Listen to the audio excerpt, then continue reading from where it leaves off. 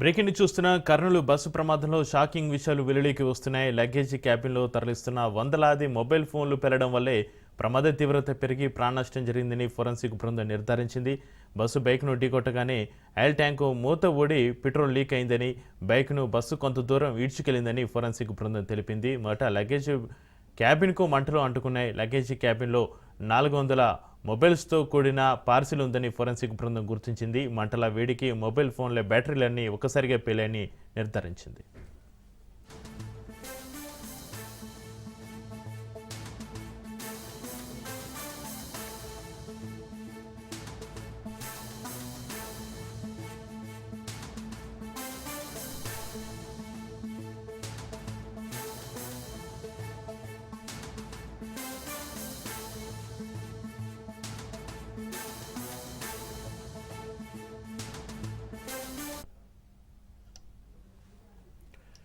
Kurnool bus ప్రమాదంలో shocking విషయాలు వెలుగులోకి వస్తున్నాయి. లగేజీ క్యాబిన్లో తరలిస్తున్న వందలాది మొబైల్ ఫోన్లు పెరగడం వల్లే ప్రమాద తీవ్రత పెరిగి ప్రాణనష్టం జరిగిందని ఫోరెన్సిక్ బృందం నిర్ధారించింది.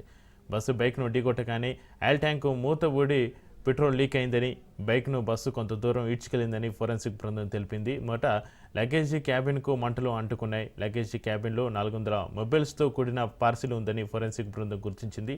మంటల వేడికి మొబైల్ ఫోన్ల బ్యాటరీలన్నీ పేలాయని నిర్ధారించింది.